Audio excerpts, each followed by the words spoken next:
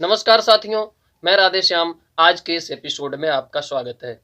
आज हम बात करेंगे, कल बेंगलुरु में देश के 26 विरोधी दलों ने सत्ता के खिलाफ एक महागठबंधन बनाया, एक बड़ा मोर्चा बनाया और उस मोर्चे का नाम रखा India, Indian national developmental inclusive alliance.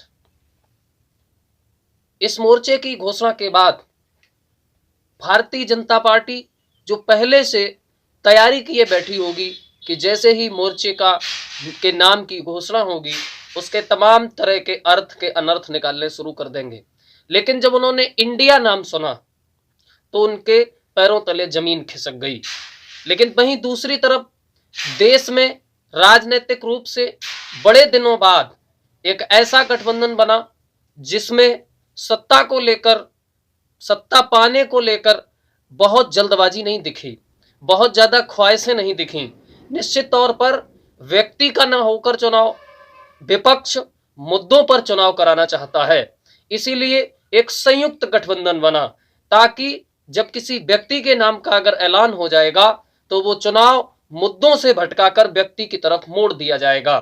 इस बात को विपक्ष ने ध्यान में रखते हुए महंगाई, बेरोजगारी, बढ़ती हुई भ्रष्टाचार, देश पर बढ़ता हुआ कर्ज, इस तरह के तमाम जो मुद्दे, सामाजिक न्याय, जातीय जनगणना, आरक्षण, लोकतंत्र और संविधान जैसे मुद्दों को ध्यान में रखकर उन मुद्दों पर चुनाव कराने के लिए इस मोर्चे का ऐलान किया। लेकिन इंडिया नाम के ऐलान होते ही भारतीय जनता पार्टी के बड़े बड़े प्रवक्ता और आईटी सेल के टटपुंजिये इसी तमाम तरह से इंडिया नाम के शब्द का विच्छेदन करने लगे। निश्चित तौर पर बड़े बड़े प्रवक्ताओं ने और तमाम छोटे छोटे फेसबुक आईटी सेल के लोगों ने इंडिया शब्द के तमाम तरह के मायने बताए हैं और उनकी गलती भी नहीं है। इसलिए उनकी गलती नहीं है क्योंकि वास्तविक रूप से जो विपक्ष का रूप है, जो विपक्ष की ताकत है, उससे ये आईटी सेल के लोग परिचित नहीं हैं।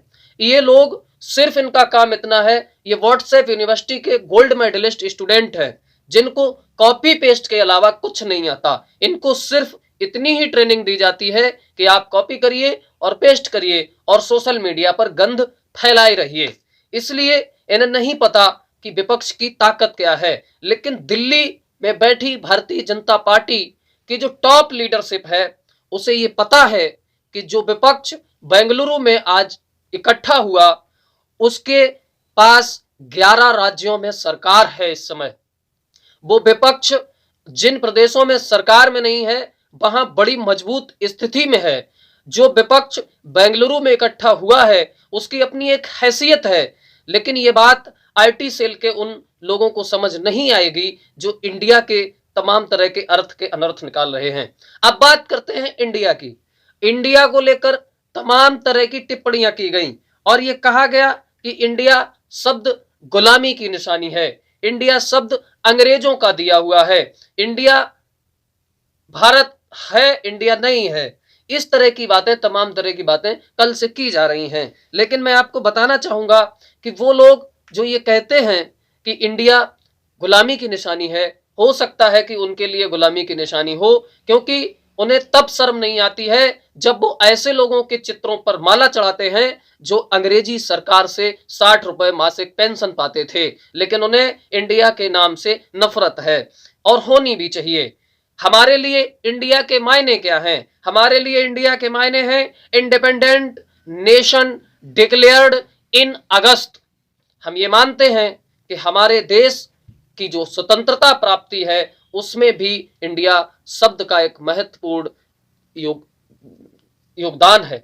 निश्चित तौर पर महत्व है। निश्चित तौर पर ये आप समझ लीजिए कि इंडिया शब्द से उन लोगों को नफरत है जो कल तक अपनी योजनाओं के नाम इंडिया के नाम पर रखते थे।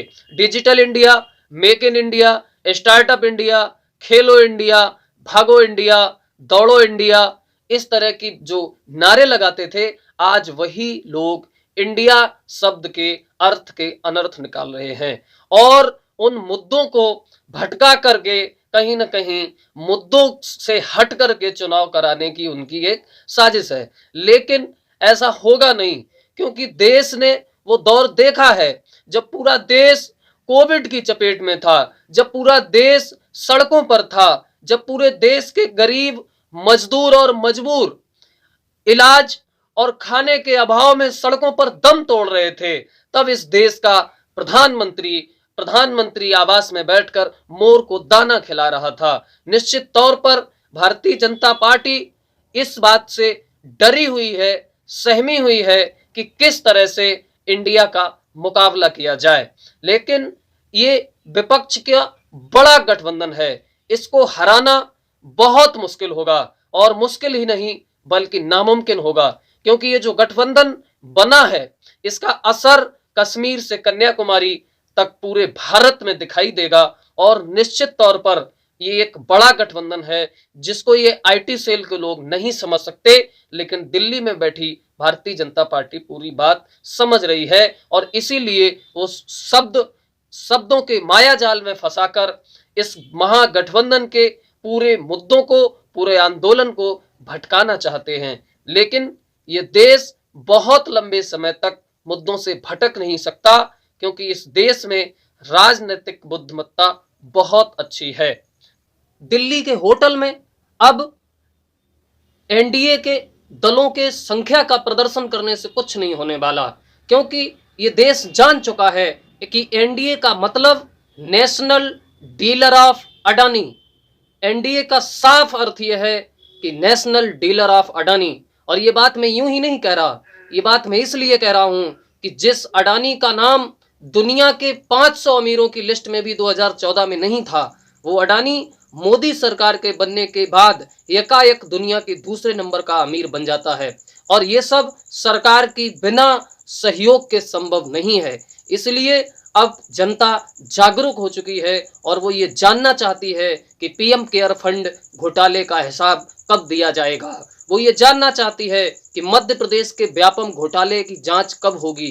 वो ये जानना चाहती है कि सिंचाई घोटाले में 70,000 करोड़ के आरोपी अजीत पवार आपके यहाँ वॉशिंग मशीन में कैसे धुले गए। वो ये जानना चाहती कि येदियुरप्पा, हेमंत विश्व शर्मा जैसे लोग आपके यहाँ आने के बाद किस तरह से वॉशिंग मशीन में साफ कर दिए गए। निश्चित तौर पर ये राष्ट्र बहुत जागरूक है, और ये जागरूकता इस चुनाव में मुद्दों से आपको भटकाने नहीं देगी। और ये इंडिया गठबंधन मुद्दों पे चुनाव लड़ेगा, और मुद्दों से भाजपा कभी चुनाव लड़ ही नहीं सकती। मुद्दों से भाजपा जब भी चुनाव लड़ेगी तो जरूर भाजपा हारेगी, और हमेशा हारी है, ये इतिहास गवाह है। और इसीलिए बीजेपी घबराई हुई है। बहुत बहुत धन्यवाद।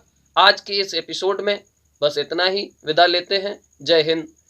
उम्मीद है कि आपको हमारा ये वीडियो पसंद आया होगा। अगर वीडियो पसंद आया है तो लाइक करें, शेयर करें, कमेंट करें, और हमारे चैनल पर नए हैं तो चैनल सब्सक्राइब करें, बेल आइकन जरूर दबाएं ताकि अगला एपिसोड आपको सबसे पहले मिले। नमस्कार।